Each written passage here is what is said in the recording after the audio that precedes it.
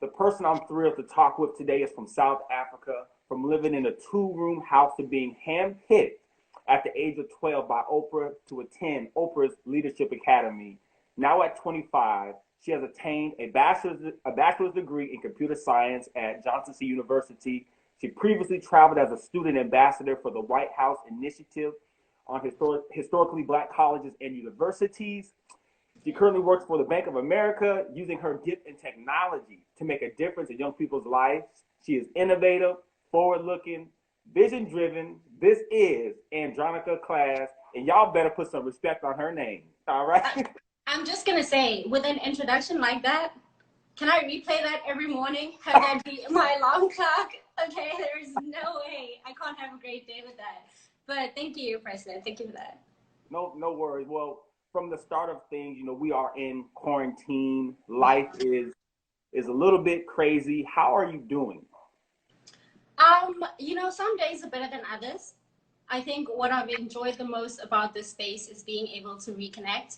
I have some of my sisters who are actually on the Instagram live, but we've been doing virtual happy hours, just checking in on each other. So, some days you wake up, you feel great, you're grateful for the fact that you get to slow down. And then on other days, you turn on the news and, you're caught up in all of the madness. So I'm doing as good can be. Right. We're having time to reflect on life. What is something that you've been able to reflect on? Wait, I'm having issues with my mouth. Okay, what was that? Sorry. I think right now we're all having a time to reflect on life. What are some things that you've been you can have time alone that you've been reflecting on? I've had a lot of things that I've been thinking about. I think because I am so crazy and still trying to figure out what it looks like for me to build a career, community engagement, I did stray away from intentional relationships. I didn't spend as much time investing in, talking to family or talking to friends. And so I've had a reflection of that. And I was actually talking to my therapist about that. I was telling her how I'm a little anxious about what it looks like when everything picks back up, right? So how do I find a healthy balance and still get to enjoy having these people in my space, but also, continue to accelerate my career growth. So had time to think about that. Mental health. Prior to this, I started seeing a therapist, and I was saying to her, I really cannot imagine going through this period without the tools that she equipped me with. I generally, I don't know how it would have gone day to day, being able to talk to yourself, being there for yourself, because this is a moment in which really a lot of it is you, right? It's how do you show up for yourself? I think we do a great job at showing up for other people. And now the world is on pause and you have nobody but yourself to show up for the most. I've had time to think about how blessed I am, amidst all of it. I still have bills that are being paid. I have family that's being taken care of. God has really, really looked out for me. I haven't had much to stress about, right? And so having the opportunity to reflect on how grateful you are. I think a time like this teaches us how everything is temporary. The job is temporary. Most of the situations you're going through are temporary. Oftentimes we get so caught up in doing whatever it is that we're doing that we tend to forget that in a snap of a finger, all of it can go away, right? And then what does it look like? What are you grateful for in that moment? So those have been the main things that I've had time to sit down and think about. Well, you just brought up some important things, having a therapist and mental health, and I want to definitely we're gonna get to that at the end, because right now, again, a lot of people know your story or don't know your story. Right. But I wanted to know what was it like, if we can start from the beginning. What was it like growing up in South Africa? So my mother was actually born and raised in apartheid. So my mom didn't really have much opportunity towards education. She was very limited in who she could become, how she could dream, she could show up in the world.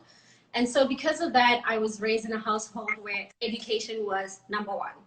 My mom was very strict about getting good grades. I joke oftentimes about how I used to get out of chores by lying and saying I have homework when I didn't really have homework.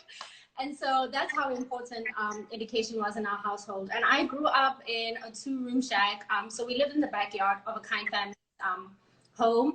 And quite frankly, I'm surprised at how my mom was able to instill so much love and laughter and God in such a small, tiny space. We really didn't have much privacy. You know, I grew up with what, four of my siblings, my mom and I, in a two-room shack, right? So how do you make that work? And two of those were boys. You know, so there was literally lack of privacy. It's either one steps out of, you know, what we called our bedroom space into the kitchen space, you know, to get privacy. But even in all of that, I remember we were such a happy family. You know, we're such a happy family. I remember we laughed a lot. We joked a lot. My brother's absolutely goofy. He's such a goofball. So being able to maintain that high spirit, but realistically, financially, it was a bit of a challenge, right? My mom was a domestic worker, so she cleaned people's houses and took care of their kids to make ends meet. And firstly, that takes away a lot of time, you know, from your immediate family because she's taking care of other people's children. So when she comes home, she's exhausted. She's not able to give her all to us. And so love in our family looked different. But as a child, you're not able to recognize that, right? As a child, you are seeking that attention. You're seeking that physical touch. Now that I'm older, I realize there was so much love from my mother. You know, she sacrificed a lot. And that's how she best knew how to give us love. And then in terms of education, you know, I went to a primary school, and I remember in the 6th grade, I started worrying about what does it look like for me to go to high school, because in high school I'd actually have to pay to go through high school, right? So those are the kind of stresses that you're going through as a child, and I can't imagine what my mom is going through, you know, because I'm her child and she feels like that's her responsibility for her to figure all of that out. So it was a childhood. It's a childhood that I'm definitely grateful for. I think a lot of who I am, um, actually all of who I am, is in result to me having that kind of childhood. It's definitely something I wouldn't take back, and I'm grateful for. And I think a lot of my passion for the kind of projects that I do was fueled from coming from, you know, the background that I came from. Your mom seems like a beautiful spiritual She person. is. I can just tell by the way you're talking about her. What were some important lessons that you learned from her that you are now being able to, you know, use in your life now? She's a kind person. In South Africa, we have a principle called Ubuntu. I am because you know you are. It's a principle that promotes, you know, being a community and looking out for each other. And even though we grew up with very little, I remember as a child I used to be a little frustrated by this. But when neighbors would come and ask for food, my mom would give them food. And you know, on some days we didn't know where the next meal was going to come from, but she still shared, right? So I learned that you always have enough to share. I learned faith. My mom is a faithful woman. I call her, I was saying, I think I did an interview a while back, and I was saying to them, my mom and I have a working relationship. I do the hard work, she brings the faith. And I generally feel like that's what my relationship with my mom is like. Before I do anything, if I feel anxious or I feel scared, I'll call her and I'll say, oh, I have this opportunity coming up. Can you pray for me? But I definitely learned the price of faith. I also learned how what you put into the universe is what you get out. The amount of kindness and the faith and the love that my mom gave is the kind of love that my mom got back from the community. You know, I think we were looked out for because my mother put so much love and faith and kindness into the community. So those are the two major lessons I learned from my mom. That's beautiful. It seems as though the concrete, the roots of everything of your life is rooted in faith. Like your mom Mm-hmm. taught you that, helped you through that, so you can essentially rely on God through everything. Right. And I think that's where, because I always love to start back from the beginning. How did somebody think the way they were? And I think that's how you came to where you are today. Mm-hmm. Um, that's beautiful. So at the age of 12, how did you have the belief to be able to just dream big? You're in a situation where you're in a two-room shack. How were you able to just keep continuing to dream big and realize there was something more out in the world around you? You know, Preston, that's such a great question. I continue to be amazed at how at 12 years old, I was so courageous. How I had so much faith. I think, again, a lot of it comes from my mom believing in me and my mom knowing that I'm capable of it. And even though, she was a domestic worker, there was a silver lining. Because she cleaned people's houses we could only dream of living in. I got to see that there's more. There's more to life than your two-room shack. So it kind of was like a manifestation project for me. I'd go to the house and be like, oh, one day I'm going to have a fridge. One day I'm going to have this, right? And so that exposure was really great for me because it acted as a source of inspiration. I think also it's just having faith in God. I now realize the importance of, and back then I was a kid, so anything that my mom said, I genuinely believed. But we grew up in a very Christian religious home. My dad was a preacher. My mom was a preacher. My brother is now a reverend. My little sister is the only college girl I know who goes home on weekends to go to church. I'm like, what's wrong with you? You go party.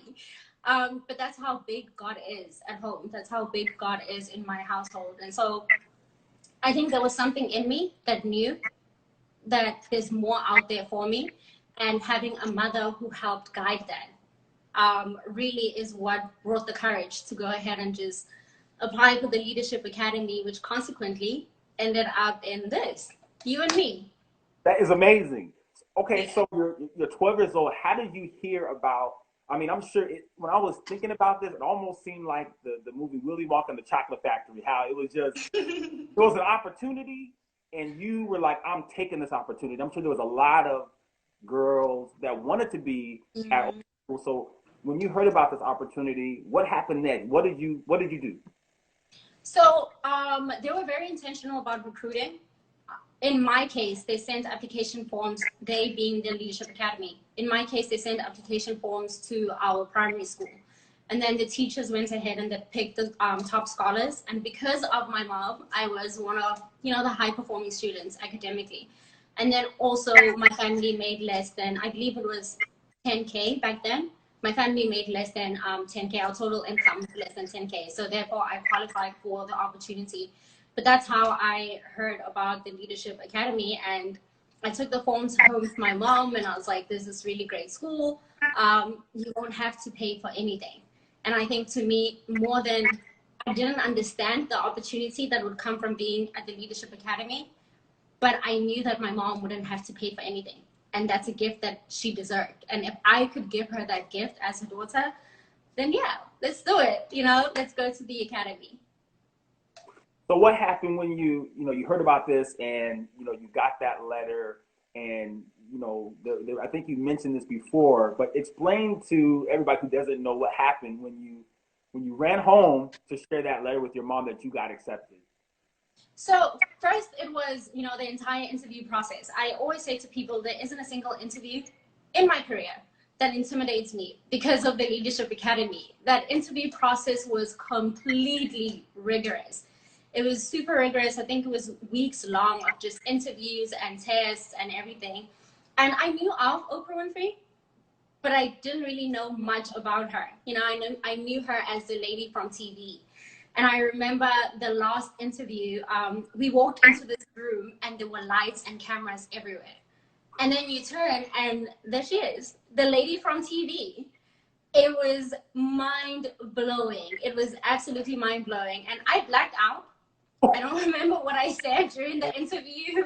I don't remember what I did. But apparently it worked in my favor because, I ended up at the academy. But to go back to answering your question, I remember I got the letter and it was midday. They sent us home. It was either a Tuesday or Wednesday. And my mom used to hand wash our laundry. So on Tuesdays and Wednesdays, we'd come back from school and she's hand washing in like her little bucket. And I came home around 12:30. And the first thing she said is, why are you not in school?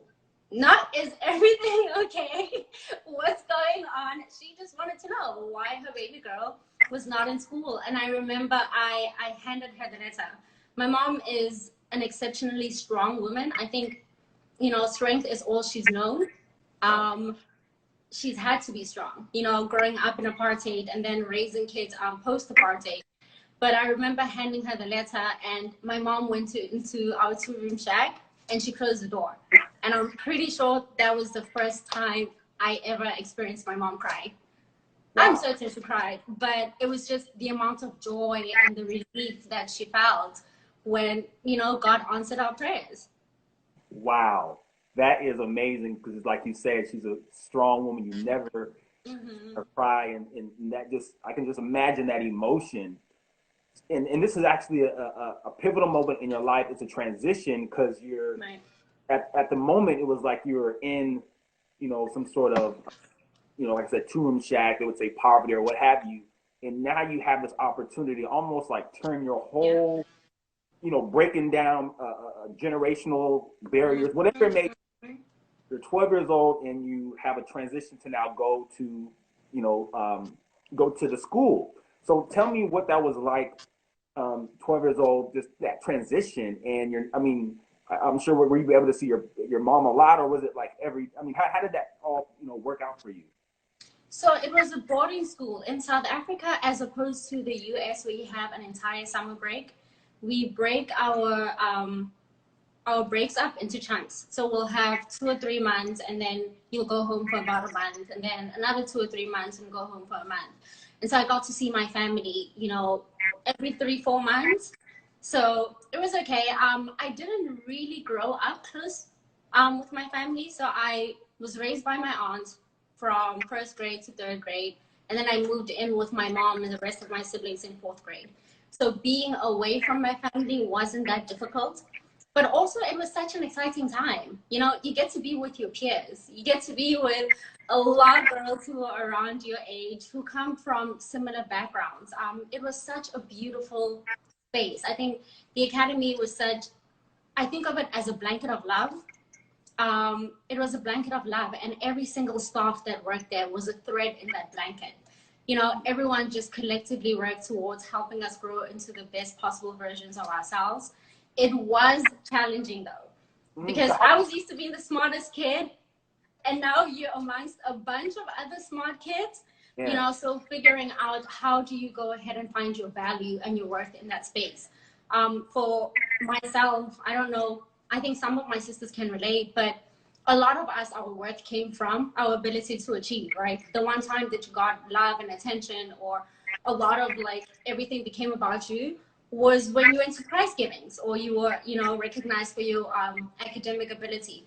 And so to now come to the Leadership Academy, where every girl is just as special, wow. You know, it was difficult figuring out how do I show up as Andronica. You know, what is it that now makes me special? But again, the Academy did a great job at helping shape that. How did you do that to realize that you were special amongst all of these smart people? Because it could feel like there's a lot of competition, and it's like, what did you do to keep, like, you know what, I'm going to keep my blinders on? What was it that kept you focused and not, you know? Right. So we have a lot of extracurricular activities. So you could find your strength in one of those extracurricular activities, whether it's playing cricket. I played cricket in high school. That's playing cricket or running relay, or, you know, being a part of a leadership organization. What Mom O has always tried to instill in us, and, you know, is still pushing us towards figuring out and learning, is that your value isn't something that comes from how you deliver, or, you know, what your job is or what your role is. It's really just, you are born with it. You know, like oftentimes she says, when we ask her, what was it about us? You know, why did you pick us? She says, you had the it factor, right? And for me, it's the fact that, okay, we sat down and she picked up the it factor in person. There were no grades, provided, yes, I had to go through interviews and, you know, grades were a part of it. But in the final round, the deciding factor was, it was her connection with God. It was her ability to see God's face in me. You know, my ability to see God's face in her seeing, you know, God's light in me, and me seeing God's light in her. And so you try to figure your life around that, right? You figure it out, and it's like, okay, cool. There is a light in me, and that's what makes me special. That's beautiful. And that's beautiful for everybody to know that and to realize that, accept that, instead of material things and all this. That ain't gonna last. So, and I think the acceptance is the really difficult part, right? Because even I'm 25 and I'm still trying to figure out what that looks like. You know, there are times, I remember there was a time in my life where I measured again, I found myself in a position where I was measuring my worth based on my career, especially because I've had a really great career. In 2.5 years, my growth at Bank of America has been exceptional. I've gained a seat at, you know, all the important tables, the tables that I want to be seated at. I have a voice. And I started to measure my worth around that. And then, you know, materialistic stuff. I have a car, I have an apartment, great things. But then you come home, and when all of that is done, you feel empty, right? And so, again, trying to figure out, okay, now I'm an adult. How do I tap back into that light that I knew I had as a little girl? You know, the light that makes me special. Wow. That's profound, because a lot of times we do put our success in material things. So now when it comes back to just you have to, you know, you have to think there has to be something more. There has to be something Exactly. or I'm not going to be happy. Exactly. Yeah. Things that the Academy has helped you with, and probably Oprah too, with just seeing her life, seeing the words and the inspiration. So I want to ask, when you were in school, did you know exactly what you wanted to pursue, or was it? I mean, you're 12, I know at that time, but how did you get to the place where you knew I want to study computer science? When did you know you wanted to pursue that? So everyone thought I was going to be a lawyer growing up because I was that one child who would just not keep quiet. I was the chatterbox. I could negotiate my way out of almost anything. And so they were, honestly, a lot of people thought I was going to be a lawyer. But I remember, I think I was 12, 11, 12. And again, we lived in the backyard of, you know, a kind family's house. And I remember our stove didn't work. So along with education came chores. My mom is really big on chores, you know. You had to go in and finish the chores before she came home, or you would hear the never-ending speech of how you're gonna miss me when I'm gone. I do everything in this house, and this, that, the fourth. And so I remember we were trying to cook, and we plugged up the stove, and it wouldn't turn on. Again, like I said, my mom made less than $100 a month. So the stress to us was, how was she going to find funds to go ahead and replace that stove? And my older sister, she got up, she went to the landlord and borrowed a hot plate stove. I thought she was going to, you know, plug it up and cook. She opened the hot plate stove. So she opened the hot plate stove, she opened ours too, and she just started cross-referencing.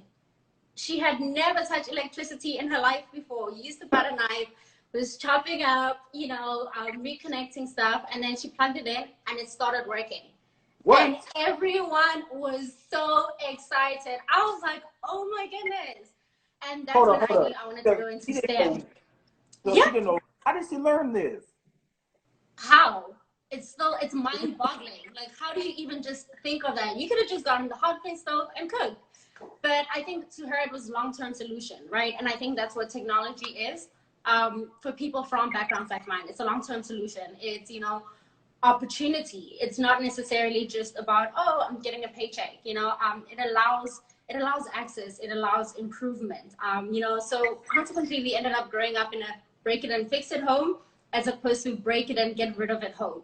And so a lot of the times I found myself learning how to fix a light bulb, or learning how to fix a hot plate stove, or even an iron. I still do that in my apartments. If I break something, I'm like, okay, let's see if we can fix it first before we throw it out. So by the time I got to the academy, I knew that I wanted to go into STEM. And then I started, you know, going to computer classes, and I fell in love with the computer. You know, I'm like, the idea of writing code and then the computer returns exactly what it is that you want it to. You know, it's like I get to tell the computer what to do, and it does exactly that. And then also the challenge of computing. You know, coding is, it's a chore. It's a chore. It's definitely it's worth it. But you know, just the frustration, the joy that I felt when working with computers, when coding, when in computer classes, when learning about how these technology pieces work. I just knew it. By the time I graduated the academy, I knew that I was going to be a computer science major. Wow. And let's just keep it real. See, I'm from Alaska. I'm a skateboarder, and people thought I was a little weird doing that. Did people think like, hey, this coding stuff, did they ever try to like tell you shouldn't do it, or kind of, was there any type of that? Oh yeah. Oh yeah. So because I am a woman in tech, I saw one of my sisters. She's actually also a woman in tech. Hey, Oh, Palisa. But because I am a woman in tech and then a black woman in tech, it's not often that you come across people that look like you, especially in corporate America. We're very sprinkled. There aren't enough of us in those spaces, and so whether it's through direct messaging or not, that message is there that this is not really a space for you. And then also, in some companies, you'll find that there's the bro culture. So if you're the only girl, you don't really fit in with the bro culture. So, whether it's direct or indirectly, I've been told that I don't belong in computer science, or, coding is not for girls. I know I work with girls who code at Bank of America. I help run that initiative. And in the beginning of our camp, one of the girls told us how they have a coding class. And this is a 16-year-old girl. Yeah, 15, 16-year-old girl. And she was telling us that how they had a computer science class at her school, but how when she walked in, she realized that it was only boys in the classroom, and she walked out because she felt like she didn't belong. And then she did our summer immersion program, which is an 8-week program where we bring the girls in and we just teach them how to code. We introduce them to computer science, and to technology. At the end of that program, she sent us a text message and she said, I know not that I belong in this place. She said, I know now that I belong, and I'm going back and I'm going to try this computer science class, and so to know that it even starts at such an early age, where you start to second guess yourself because you don't see enough representation. You hear that message a lot, wow. So what would be the encouragement that you would give somebody who's doing something that's not popular? How would you encourage them to just stay with it? Because a lot of times when people are telling us we shouldn't do it, most of us, we say, I'm going to listen to what they say. And so how did you do it, and what would you tell somebody? I think to me, it's be careful of what story you tell yourself. Especially when it came to computer science, sometimes I found that when I didn't have enough knowledge about the outcome of a situation, I would end up filling in, fiction instead of truth. So I'd sit there and say, oh, this is how the situation is going to play out. Or I'd walk into a room and immediately expect that the men are not going to respect me, right? So to me, one, it's preparation. Prepare. I try to prepare as much as I can. I love being friends with people who are the smartest people in the room. It makes my job so much easier because I know exactly who to go ask when I have questions. I think also going back to the whole finding your worth thing, right? In my case, I know my why, and that's where my worth comes from. I know why I love computer science. I know why I'm in computer science. And so finding your why is also a good way. And then find communities that are, meant to help uplift you. At Bank of America, we have a lot of great organizations. One of them is Women in Technology. And it's just really, it's a pipeline where women can come in and, look for opportunities where we, plan out intentional programming for women that helps them grow in technology. And especially as a girl, there are so many opportunities for you to go and rub shoulders with women in technology and, have mentors, whether that's through conferences, hackathons, hashtags on Twitter. Sometimes I'll hashtag, Black girl in tech. And then if I come across a tweet that I'm like, ooh, sis, I'm with you, I'll go ahead and I'll follow her and I'll say, hey, I really liked what you said. And a lot of those times you start to create, before you know it, you have an entire tribe of women who are behind you and who are for you. Mm-hmm. Yeah. You talked about so much community, having the great people around you. So you're in the academy. What was it like finally completing? You're amongst all these beautiful women. What was that like to be at that like, what was in your mind? What happened? Like, tell me about that. I think because it was such, yes, it was academically competitive, but also the academy did a good job at pushing a sisterhood, or pushing for a sisterhood rather. So we did a lot of engagement activities. We would have one of my favorites, which now I'm like, but it was still a lot of fun. You know, we would have movie nights, and then after movie night, they'd just turn on music and you'd start dancing. You know, and so to have that, to have a space where as a child you can just be free. We had we had one big initiative, it was called Ola Give. And what would happen is it would be an entire week where you go in and you do community service. We had a lot of great opportunities for you to grow as an individual. So even though, you know, there were a lot of challenges around academics, even that, we had a lot of support around it. Being at the academy was really, it was a gift. It was a gift. We're still sisters now. You know, you have lifelong sisters, even though you haven't spoken in a while. If you end up anywhere, you can call one of your sisters and say, hey, you know, I'm in town, you know, can you show me around? And so to have that, but also the rigor of the education at the academy, it really prepared us to be world leaders. I have sisters who are doing absolutely exceptional things, you know, and I love the fact that as a sisterhood, and even at the academy, and even Mom O, they will not let you be anything but the best version of yourself. And they'll hold you accountable to that, you know? And so when you leave the academy, you have that training for about 6-7 years. When you leave the academy, that becomes principle. That becomes who you are. You know, you want to continue to show up as the best version of yourself. So it was an exceptional experience. It was really an exceptional experience. Well, you had another pivotal moment because after you graduated from the academy, then here you are moving to the States, America. What was that like? What was that like? Moving to the States, I was blinded by my American dream. Yeah. So I had a lot of excitement. I was absolutely excited. But I remember having a conversation with my dad, and I was saying to my father, you know, I'm going to America. I'm going to study computer science. And he said, there's computer science in South Africa. What do you need to go to America to find computer science? But I'm really glad that I took that opportunity. Luckily, we had a 6-month program at UC Santa Barbara. So all the girls that graduated in my class that decided we were going to come to the United States, we had a 6-month program where we could just go in and kind of figure out what college looks like without the stresses of college. You know, so you could take the classes, but the grades didn't really mean anything. So you could audit classes. And I'm grateful for that experience because it broke me into America, but I also had my sisters with me. You know, so it wasn't like coming to America by myself. I was coming to America, but I also had a group of young women then, because we were 18, 19. I had a group of young women who understood the experience and who I could lean on for that. So it really wasn't that difficult. And then we also had a lot of great people at UC Santa Barbara. We had Ben, we had Ali, we had, you know, the Yangs. They were really just intentional people who understood where we were coming from, who understood the importance of being supportive and helping us through that journey. So by the time I broke off from the group and came to Johnson T. Smith in Charlotte, I had a good sense of who Andronica is and how she's showing up in this new space. So the newness wasn't as shocking and it wasn't as scary anymore.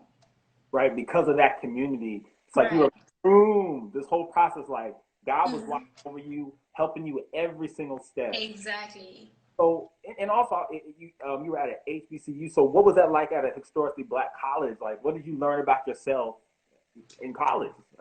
I loved the fact that so when I was at UC Santa Barbara, I really wanted to so badly understand, you know, the Black culture in America. I think we're all Black and we have a lot of similar experiences, but we also have our own individual experiences that tie to, you know, whichever part of the continent you're from. And so to be able to come into a sea of just people of color, you know, and learn this is what Blackness looks like in America, and learning that there are different variations of Blackness. You know, just because we all look the same doesn't mean we share the same experiences. And so I really, really love that. HBCU culture is just everything. The cookouts, homecoming, football games, basketball games. It was really great. But I also then found my passion at Johnson C. Smith. I don't think I would be so passionate about getting minorities into tech had I not been at an HBCU. Being at an HBCU and being one of the few that are constantly being afforded opportunity, you know, whether it's to represent the HBCU through the White House Initiative, or whether it's to represent Johnson C. Smith at hackathons, you know, my ability to get internships all throughout my college career, when now I'm sitting here and some of my peers don't have jobs in the field, right? Which tech is one of the biggest fields. You know, it should be an easy ride to get a job in tech. But being at an HBCU helped me realize how not everyone has a roadmap, you know, especially when dealing with first generation students. You really need to be intentional, right? And now that I'm at Bank of America, I have that opportunity to help them figure out how do we intentionally engage with minority serving institutions. How do we help them build that roadmap? You know, when you're sitting at a corporate standpoint, you know what the checklist is for a freshman intern. You know what the checklist is for a sophomore intern. But when you are in, you know, academia, you don't necessarily have exposure to that. You know, so a lot of times you have tech companies or companies in general that have pipelines, but those pipelines are so distant from their target audience. You know, they're so distant, they're very unrealistic because they don't really understand who they're dealing with or what their audience is. And so having gone to an HBCU, I was able to sit down and say, hey, you know, some people don't know what an elevator speech is, you know, so let's go ahead and let's schedule time. Let's go into the freshman classes. Let's go into the tech classes. Let's teach them about branding. Let's teach them about elevator speeches. So I really feel like, as great as an experience I had at Johnson T. Smith, it heightened my responsibility when it comes to being a woman in STEM, and how do I now intentionally create those opportunities and help infrastructurally build so that, you know, we have the pipeline, and the pipeline is just the bridge, you know, so that our students are up here and they're able to walk through the bridge, as opposed to, you know, the pipeline being there, our students really don't know how to get up to that bridge, right? So Smith was great. It was great. You know, it has my heart. That's the homeschool. You worked hard, and I love too by how every gift and every blessing that was given to you, you're now giving it to others. And I also wanted to add this. You know, when you graduated, it was special at that college because, hey, Mama O came. She showed her support. So tell me, like, what was that like, and what are some jewels or something that she told you, or anything that, you know, the average person might not know, but I'm sure she's giving you something that has pushed you forward. So what was that like? So firstly, she's a super mom, right? Yeah. That weekend she had so many graduations. I know she flew from Elon to my graduation, and then to somebody else's graduation in New York. I think she had 3 or 4 graduations in just one weekend. Oh. So I was completely grateful that, you know, she was able to carve out time to come watch me, you know, like celebrate this special moment. But to me, it was even more so beautiful because who would have thought, right? Who would have thought a girl who lived in the backyard of some family's house in South Africa would be walking across the stage with a BSc in computer science? Wow. Like, what? I mean, God would have, but who else would have thought, you know, that that's a possibility? And so it was such a beautiful moment for me. It was a beautiful moment for my family to be able to send my mom a picture and say, you did that. Wow. You know, you did that. Your faith, instilling the love for education in me, you know, nobody but God knew. So it was really a beautiful moment to have her there. And I think the biggest gem that Mom O has given me, especially as a woman of color in tech, is what are you most afraid of?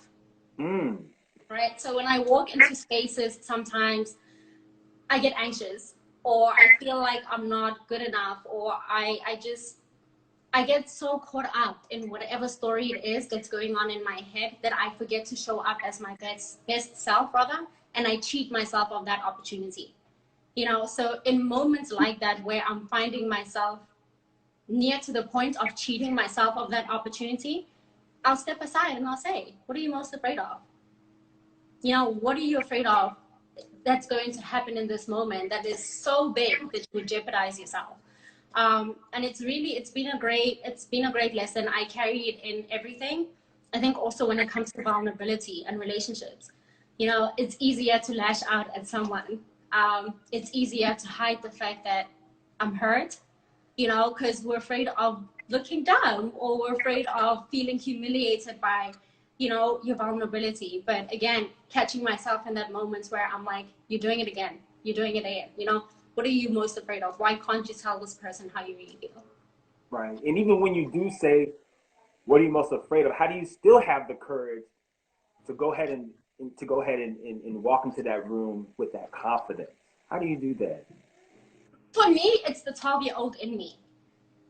You know, I always push myself back to her, and I say, if she was brave enough at 12 years old, if she was brave enough at 12 years old to step into a room and convince Oprah Winfrey to give her an opportunity at her academy, then who are you not, right? And I think also sometimes when that doesn't work, I have a great tribe. You know, I will shoot out a text and I'll say, hey, my spirit is not feeling it. You know, can you shoot up a prayer for me? Or, hey, I need some words of encouragement. And it's always beautiful to me how beautifully my friends see me. You know, even in moments when I feel like that's not me. You know, I don't see the light in myself today. To read text messages from my friends where they say, hey, you're capable, you know, you were born for this, you know, you are God chosen. So in Wow. moments like that, it's really your tribe. My tribe is everything. I am all of who I am because of my tribe. And sometimes, you know, my tribe is God. Sometimes my tribe is my immediate circle. Sometimes my tribe is my family. And for me, waking up every day is a dream. Mm. I used to dream of living in my own apartment, and now I have my own apartment, That's right? God. And so waking up for me is always a dream. So always remembering that at some point where I am, it felt unrealistic. Mm. You know, at some point where I am was just a dream. It was on a vision board, you know, and so allowing myself that courage and also allowing myself to feel scared. You know, I'll sit myself down and I'm like, okay, I get where you're scared. You know, it's like, hey, be scared. You can, it's definitely fine to be scared, but we're not going to let us limit, you know, we're not going to let it limit us instead. Mm. That's powerful. You said a lot right there with having a dream board, seeing your Mm-hmm. visions from the past, literally seeing it manifest before your eyes Crazy. is is crazy, right? It really is. Like you said, you came from a two-room shack, and here you are, all of these milestones to with, like you said, with God's help. You always, I love Thank how you. you always refer back to God and how He's blessed you so much. Now, Mm-hmm. with you know, like you mentioned before, with the Bank of America, and you were doing there was a camp that you were trying to do. Tell me about the process of you were trying to get a grant and you kept getting rejected, Yeah. and how you were able to still continue to go when that rejection, because that rejection does hurt. It hurts us. So how did you just say, you know what, I'm gonna do this? So my senior year in college, excuse me, a few friends of mine, Dulce, Linwood Robinson, Tramel Parker, and I, we were approached by our college advisor, and she told us that Google has 10K grant that they will give to HBCUs, and in return for it, you have to come up with a service project, and the service project should be a tech project, and it should help, you know, create exposure about technology in minority middle and high school institutions. And so I remember we sat down and we wrote that proposal. We put our entire hearts into that proposal. Everything that we had, we spent hours on it, and we actually ended up getting the grant from Google. So we worked with a great school. One of my friends, Israel Spencer, he linked us up with his institution, Charlotte Learning Academy. So we took students from Title I schools, brought them in for 3-4 weeks, and taught them how to code. These are kids that had never touched a lick of code before. So just to see them, one of the girls, she created like an online movie streaming website at the end of 4 weeks. I know, What? Ridiculous. In just 4 weeks, and she had never coded before. You know, it was really impressive. It was beautiful. And then two of our students are actually enrolled at Johnson C. Smith as computer science majors. So, you know, just a beautiful full circle moment. And then I decided that, okay, we got it right the first time, you know, so let's keep it going. Let's keep the momentum going. And so Google ended up ending that initiative. It was called the Google CS initiative.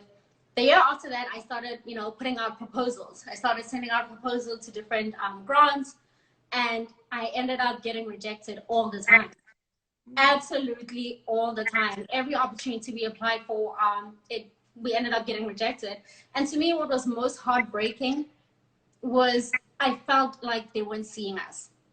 I felt unseen. You know, in that moment, I was like, oh my goodness, we have the results. You know, like you can see that there's an actual impact. You can see that there's a need for this opportunity. And we ended up getting rejected, and we still haven't gotten any funding yet. You know, and honestly, it's just you keep going. You keep going. You learn. What I'm doing now is learning the system. You know, I later learned that it's easier to give money to a nonprofit organization and to students in college as opposed to, you know, people who aren't in college. And so it's okay. Now we're learning the system, studying the industry. You know, what does actually end up qualifying programs as programs that are worthy of a grant.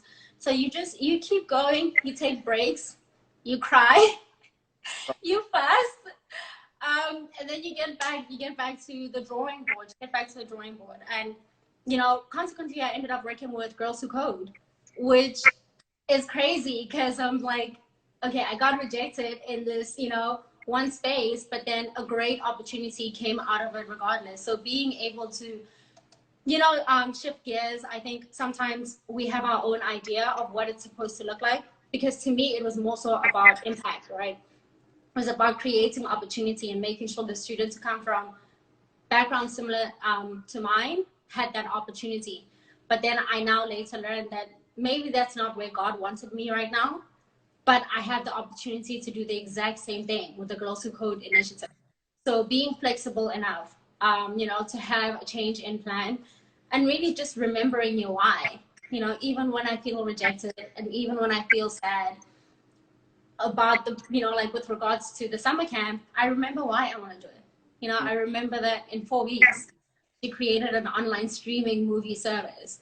You know, so remember your why, take your rejection the same way you take your wins, you know, learn from it and keep it moving. Yeah, don't let it stop you. Exactly. Exactly. That's beautiful. Even from just how you said, from people that didn't know anything about tech for 4 weeks. 4 weeks. I learned how to code in college. I still don't know how to put together an online streaming movie service on a website. I'm like, it was ridiculous. It was so beautiful. It really was. That is beautiful. And also for people that don't know, we talked about a little bit about this earlier. Is what is imposter syndrome? So imposter syndrome is feeling like you're not good enough, even, you know, when you have the qualification, or even when you know, in my case, it's getting the opportunity and then walking into the room and feeling like, oh, do I really belong here? You know, is this an opportunity that's meant for me? And I think it's something that a lot of us go through, you know, where we work hard, we know we're deserving, and then you get the opportunity and you walk into the room and somehow there's an intimidation factor, you know. And so, yeah, that's what imposter syndrome is. I know I can definitely agree, because all through school, I was really hyper. I was like placed in like special ed class, and I was a skateboarder. And just those feelings of, you know, you're not good enough. I definitely know what you mean. And then 2 years ago, or last year, I got the opportunity to go interview some of the cast from Avengers. And essentially, you had to like stand up and whatnot. But even though I was afraid, I said, you know what, I'm going to stand up and ask a question. And I'm so happy I did. But I do know what you mean by that feeling and how you have to fight past that. And once you do, it's like, whew, you feel better, and then you get more confident. So, even when you reached out, initially when you reached out and you said you wanted to do an interview, yeah, I was like, does he have me mixed up with someone else? Like, are you sure you want this, Andronica Klass? Because I looked at your portfolio and you've done some exceptional work Firstly, Oh, you are great at interviewing. And then I also looked at the profiles of people you've interviewed. And a lot wow. of your interviews were celebrity interviews. And I was like, I'm not a celebrity. What are you what? But You then are again, celebrating. Hey, you are celebrating. You're doing an amazing. I was like, thank I you. love stories, and I love people who are, because there's a lot of people who we all go through things. You know, we're people, but a lot of times we let the past dictate our future. And I just Exactly. love, yeah, I loved your story. How you didn't let you said I'm gonna let these experiences teach me something, but I'm not gonna let them hold me back. And that's what Exactly.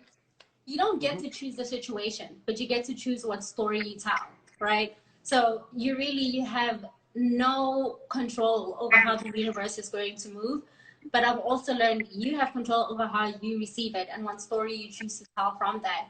But even, after I had told myself that crazy story where I was like, oh, he's a celebrity interview, person, what do I have to offer? Again, going back to I have that light, it's like, what is it about you